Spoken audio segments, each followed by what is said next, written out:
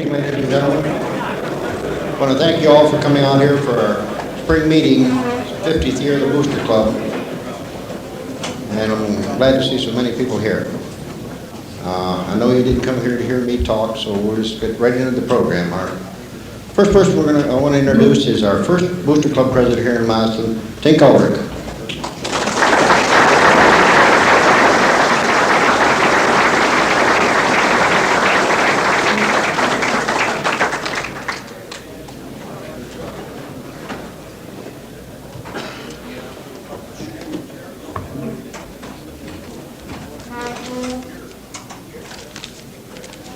I have to bring a lot of notes, you know, when you go back 50 years. Some of you fellas that are here tonight weren't born 50 years ago. So I have to tell you what happened back at that time. I'm only 65. Paul's older than I am. I made a lot of notes along with Lou Emery in order that I don't make any mistakes about the formation of the famous Booster Club. Lou Emery, a great sports writer from Massillon, helped me prepare what I have to tell you. The Tiger Booster Club was organized in the summer of 1934. The idea of forming such a club was conceived by Carl Young, a member of the Board of Education. He thought such a club would help the players and give the coach, Paul Brown, an opportunity to talk directly to the fans, and also give the fans the opportunity to ask questions about the previous week's game and the coming week's game. Coach Brown favored the idea, and the Board of Education and Superintendent of Schools, Harry Gurrell, gave their approval. A public meeting was held in the high school gymnasium, and I was elected president and Clarence Geis secretary and treasurer. The club from that time forth met weekly during the football season.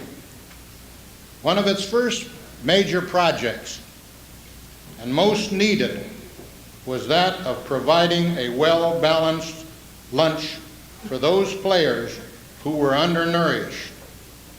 The early years were years of the Great Depression, and some of the players barely had enough to eat. Also, the means of taking the players home after practice. Some of these players lived in the township areas, 3 or 4 miles away. The real purpose of the club was to aid the players. The club also undertook such projects of publicizing the team nationally, as well as locally, and serving as an organization to stir up the enthusiasm of the city for football games. Meetings were first held in the high school study hall, but by the time the game with Camp McKinley approached, the club membership had increased so rapidly that meetings had to be switched to the auditorium. For many years, the club sponsored special trains to convey fans to out-of-town games and out-of-state games. Ed Annan is the 50th president of your club. No one has been president more than 1 year. There's so much work being president, it is doubtful if anyone would want to serve a second term. Many schools have organized booster clubs because of the success of our local group. And members of this group have assisted in organizing clubs in other cities and states as far away as Alabama. The Booster Club banquets in the early years gained such renown that it was harder to get a ticket to the banquet than it was for the McKinley game. The fellow who helped make it click was Sherlock Evans, who served as a master of ceremony. Also deserving of recognition is Maury Basler, treasurer for many years, and Wayne Spees, secretary for many years. Being organized during the Great Depression, money was tight. Membership dues was 25 cents at that time. We started out with around 200 members. Today you have over 2,000. But we had some helpful members. Whenever we needed financial help, I know in my particular case, all I had to do was go and ask some of the members, guys like Cart Albright, who was always ready to help. Tink, he says, whenever you need anything, for God's sakes, come, and I'll give it to you. These were terrible times. We kept the club, but we kept the club growing. For the school, for the players, and for the greatest coach ever, who made the Massillon Tigers recognized nationally, nationwide. Now it's my pleasure and honor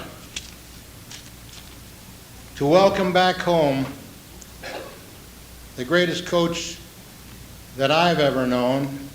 And I've been around here a lot longer than some of you, but he's a great person, a great friend, and a true person. I give you Paul Brown.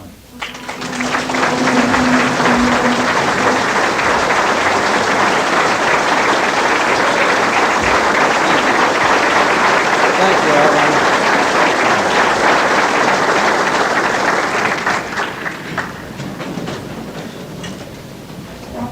Arvine, ladies and gentlemen, first of all, I thank you for a rousing reception. I know it's prejudiced when you come back here for me, but I still like it and appreciate it. And tonight we're here to celebrate the fact that this organization is now 50 years old. And may I say to you, it doesn't feel that way to me. I really feel no different, really, much than I did when I was here. But I know things are different. Historically, Tink has told you about the origins of the club. What he didn't tell you was that when it was first broached, the superintendent of schools called me in to have a talk with me. He wasn't sure that this was a good thing. He said, you know, Paul, these things sometimes get carried away. People get to being interested in their own publicity, and sometimes they can make it very difficult for the school system.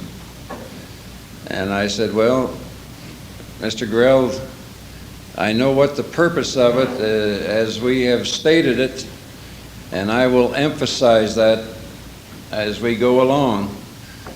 And I think I can keep it on that kind of a track. I think the first time we met, each fellow brought 4 people with him. And I don't think we had over 25 or 30 people that first meeting. And then the 25 or 30 brought 4 more. It might interest you to know that I started the Cleveland Touchdown Club in the same way in Cleveland years later, just by getting a group to do the same thing. And it worked there just in about the same way. But it grew and it grew, and we had some rousers. First of all, we emphasized all the time that it was to boost. It was just what it said. But we said boost any aspect of our schools and our community. I'll tell you, we had one rousing city. We started out, and as we would win, we were progressively in better shape to do more and more. And these banquets, again, prejudicial, my brother-in-law was running them, so you know it was in pretty good shape. That could have been handled, you know. But they grew, and we were bringing national figures in. I remember Bo McMillan, and he wowed everybody when he made the statement that just because he had white hair and there was snow on the roof, that there was still fire in the old furnace. And of course, the people of Massillon really liked that.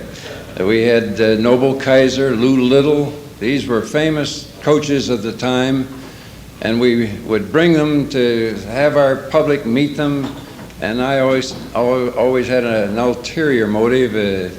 We had players that I thought, or I wanted them to be interested in too. But like all these banquets, they became longer and longer. I mean, we'd be on the stage where they would feed the guests, and the auditorium would fill up, and this was one long evening, believe me. I'd always start out with the outgoing Booster Club chairman would make a talk and introduce the new chairman or the new president. He'd then introduce Sherlock, and Sherlock had introduced the superintendent, and then he'd introduce the principal, then the new captain of the team, and then the outgoing captain, then yours truly, then the staff. To make a long story short, this was, it became to the point where by 11:30, 12 o'clock, everybody just wished it'd get over with so they could go to the John, if nothing else. Well, we learned some lessons from these things, and one guy taught it to us. We had invited as our speaker one year a guy named Al Sutphen, who built the Cleveland Arena. Quite a character, flamboyant, and he developed an act between himself and a guy who had a sporting store there, Dick Croson. Very clever, wowed the audiences. And Sherlock and some of his henchmen went out and listened to Al Sutphen and this guy talk at the various places, and they were always making speeches. And they copied every joke, every phrase of everything they ever said. So, of course, this thing is going on and on and on. We finally get to Al Sutphen, and of course, everything that he's going to say, they have already said. They've incorporated it before. The only time I've ever seen this guy speechless, but by this time, the other guy was brashy and a real talkative guy. Undaunted, he was going to get up, Croson. And it was about 12:30, 20:01 at this time, and of course he said, "I don't know what the heck you got us here for. You entertain yourselves so very well." And he was giving us a little bit of the jab about the length of the meeting. He said when he came there, he said he didn't need a shave. Of course, he had whiskers, and it was another one of his ways of telling us how long the banquet was. And he said, from this point onward, the banquets got shorter. He said, "I want to tell you a story before I sit down." He said, one time a farmer went out to feed his hogs, and he took a couple of bushels of potatoes and threw them in the trough for them to eat. Well, this city man was going by there, and he saw this, and he came over and he said to the farmer, he said, "Do you realize if you would take those potatoes and boil them," he said, "it would take those hogs half the length of time to digest them." And the old farmer looked at the hogs and then at the potatoes, and all of a sudden he said to the city guy, he said, "What's time to a hog?" Well, that's the way it ended. We had some dandies in those days, as my sister would say, some doozies. We had a guy one time get up, and he had 5 points. His name was Bill Hemperly, an old lawyer. He was president of the club, and he'd made up his mind that he was going to say those 5 points if it busted every bone in his body. The people in the audience started hitting their feet on the ground, on the floor, stomping to try to get him to sit down. And he kept right on going. He made those 5 points, and it was rather famous around the community for a long time. I'm just reminiscing here about some of the things that I really remember. As far as the good the club did, it was tremendous. These were the days when people were rapping on your door to ask you if they could mow the lawn for a dime. I mean, that doesn't sound realistic to you, but this was during the depth of the Depression. And as Arvine said to you, they took care of a lot of needy football players. It was a service. But over and beyond that, they did something for us that we needed at the time. As Carl Jung said, he said, we need more interest. When I first came here, and that's the first year, we used football shoes for our players that several players had worn in previous years. The same thing was true with helmets. I can remember, I just happened to remember, one guy came to me, it was near the end of the season, and he said to me, Coach, he said, his name was Catfish Tolles, I remember this. Played tackle, he weighed about 155, that was the size of the tackles, man. And he said, Coach, could I have a pair of pants with those boards in them? He had played the whole season without having thigh guards, and then all of a sudden came to when some of the players were showing him that they had so-called, what he called, boards in his pants. But we were really at the bottom, and we needed the enthusiasm to get people to go.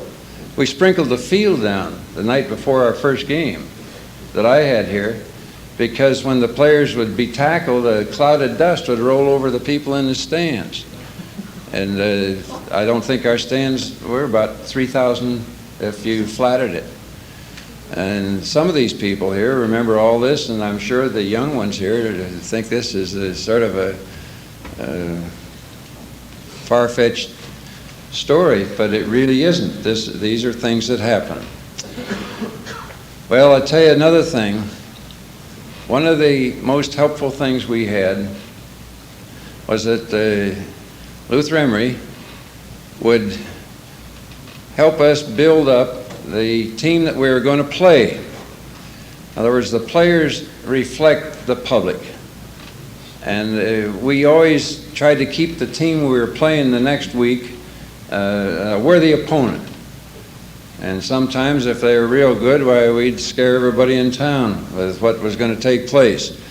But it was not the kind of a thing where he was trying to get notice unto himself or be a terror downer. Everything was in terms of for the welfare of our school and for our city.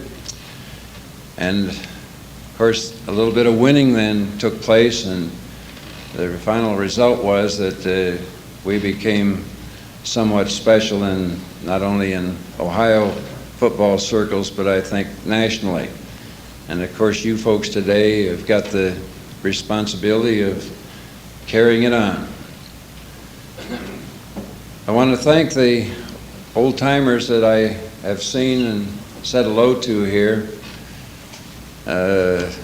I'm sure Arv would join me when, you know, if I were at the same stage as some of you guys and I came here and some old guy stood up here and talked like this, I'd wonder what in the world really took place way back then. But we had our funsies too, and it was a little different world because we didn't have the television and all the things that you know today. We made our own fun, I guess you'd say. But it was wholesome and happy, and if in the course of my years here I did some good, and I've often said it was the best job I ever had because I thought I did more good in the world at this one than any I ever had. And if I did, and there's some guys out here who are college graduates that we catechized into going to college, it was just the thing to do. They were pushed, they were taught, they were drilled, or whatever you want to call it. And I got a lot of satisfaction out of it. Made it all very worthwhile. This is a special place. And it's my privilege to come back as a former guy. I was a youngster, a kid here, all the way from the ground up. This afternoon, I went out when I first got here and checked the grave of my wife, who's been gone now 15 years, and my mother and father. Went down to see my stadium.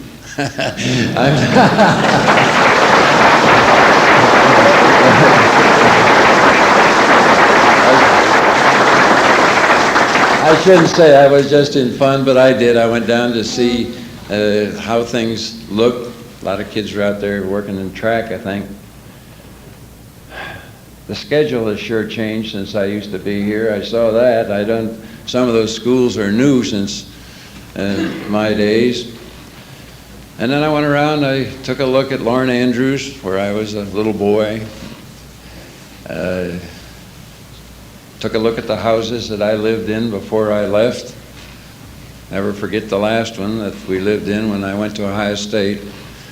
Those were big, big days. I took that job, and I just got to thinking about it afterwards.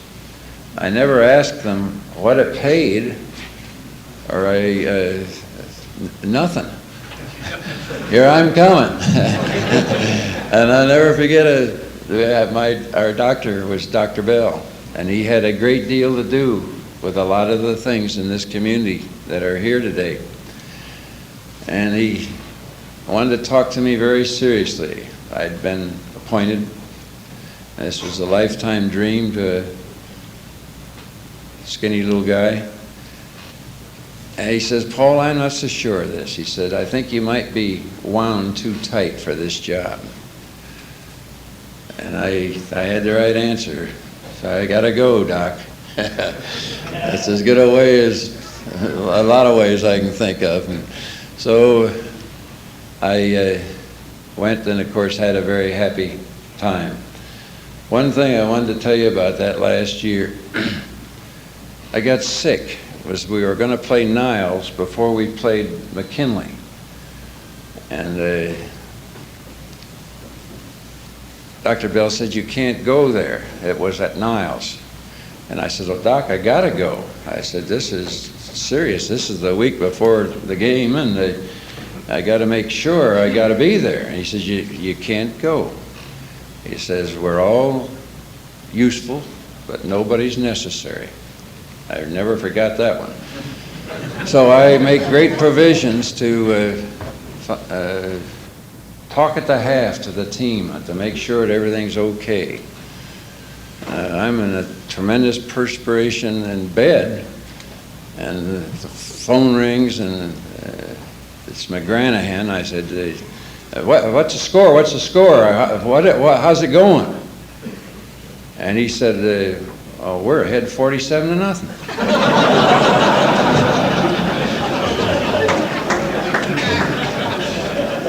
Try that sometime when you think you're pretty important.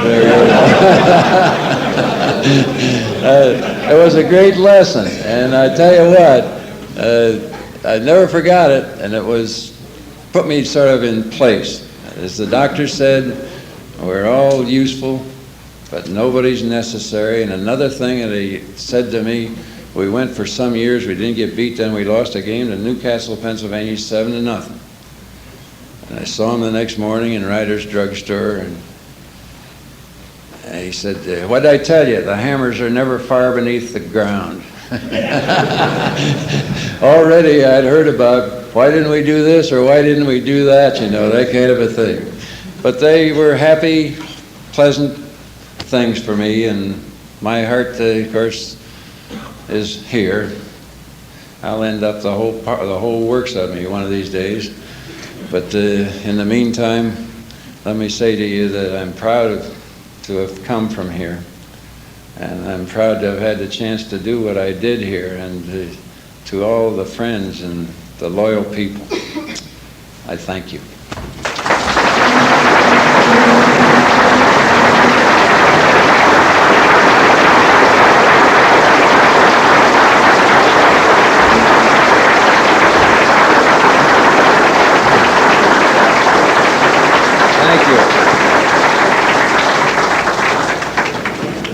Paul, I want to thank you on behalf of the Booster Club for coming back here for our 50th anniversary and give you this plaque in memory of it. It says Massillon Tiger Booster Club, 1934 to 1983, 50 years. Presented to Paul E. Brown, founder, May 12, 1983. In recognition of his dedication to youth and excellence. I thank you, Ed. Okay.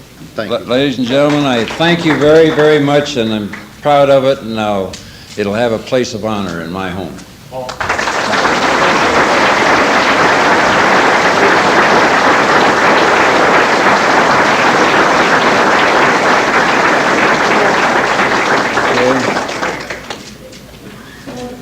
Okay. You guys never heard of Sure Shot Filkins?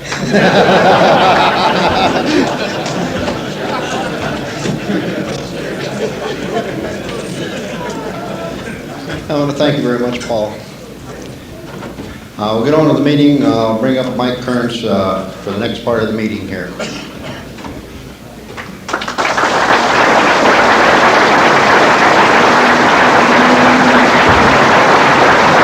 Thank you.